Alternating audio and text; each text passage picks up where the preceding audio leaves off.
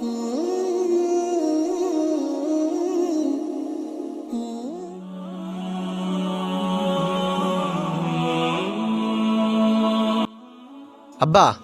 আব্বা, হ্যাঁ বল বাজান, কিছু কি বলবি? তুমি আমার বাইক কিনে দেবে নাকি আগে সেটা কও। বাইক? অনেক টাকার ব্যাপার বাজান, এত টাকা আমি কই পাবো? অত কথা আমি জানি নে। ওরা বাইক চালাই, এখন আমিও চালাবো।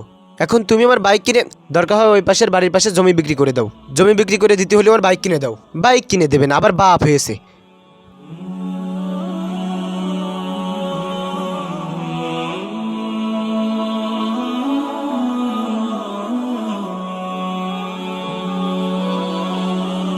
এখন কি করা যায়? যাক, জমিটা বিক্রি করে দিই।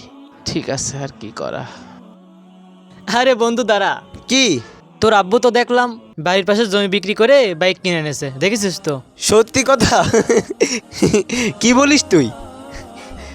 আরে এই, তাহলে শোন, তাহলে ওই ওই ওই ওই জায়গা, তাহলে ওই জায়গা না, ওই জায়গাও যাইতে হবে।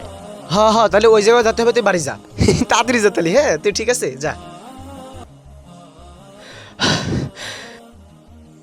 দেখা যাচ্ছে রে, ইস, স্বাদের বাইক। আল্লাহ, কতদিন পর ভুম ভুম করে চালাবো। ভুম ভুম। ভাই।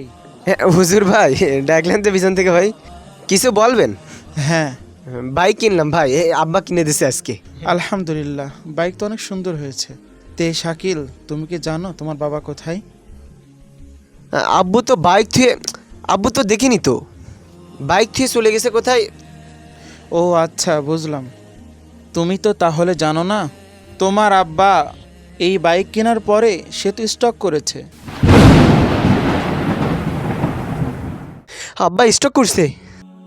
সে তো এখন হাসপাতালে, একটু আগে দেখলাম অ্যাম্বুলেন্সে তোমার আব্বুকে নিয়ে গেল। আল্লাহ, আমার আব্বা, আব্বা হাসপাতালে? কি বলেন ভাই?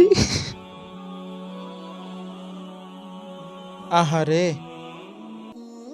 অনেক বাবা নিজের আরামায়েশ ছাড় দিয়ে দিনরাত খেটে যান, যেন সন্তানের মুখে হাসি থাকে। নিজের স্বপ্নকেও কখনো গুটিয়ে ফেলেন সন্তানের ভবিষ্যতের জন্য।